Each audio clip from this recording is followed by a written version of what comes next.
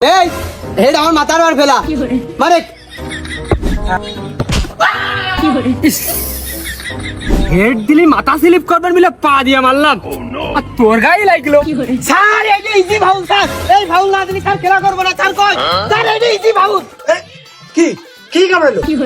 কি ভাল লাগলো তোর কি হয়েছে স্যার এই যে ইজি ভাউল ও বলে না মেরে আমার মাথায় মেরেছে নো বল না ভাউল ও কি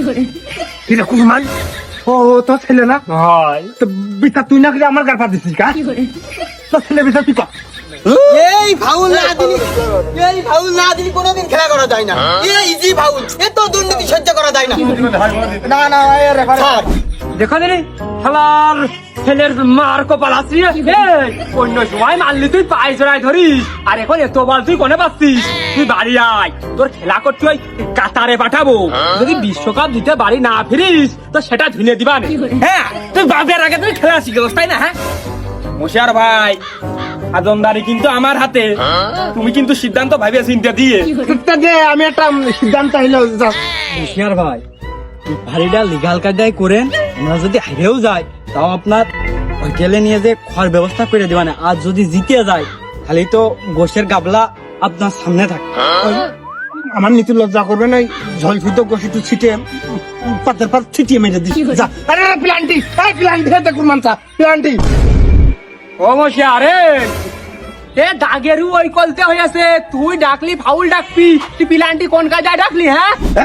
কোন মানসা ওই রেফারির সিদ্ধান্ত হলো চূড়ান্ত বলে গণ্য হবে ওই প্লান্টি হয়নি ফাউল না মানে ফাউল না দিনি ফাউল না একবারে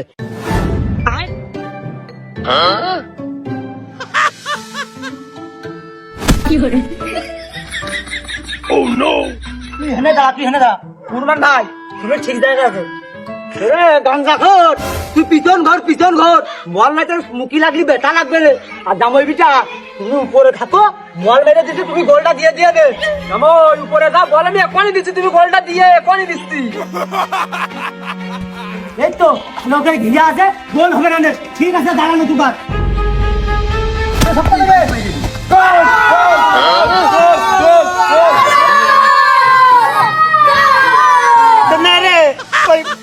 দেখলাম গোল হয়েছে ওই মিডিলই দে আরে শোন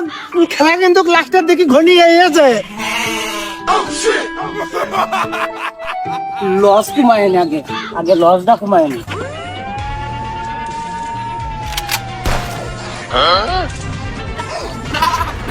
কি করে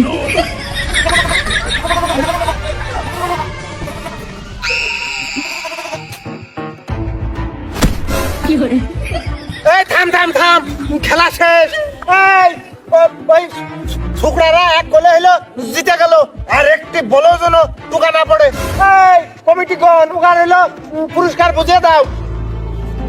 জিতে গেছি এ তো কল কাটি নাইরেও পাইয়ে দিলাম না পুরস্কার আর কি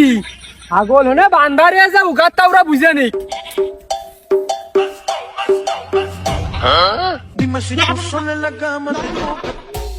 ভাই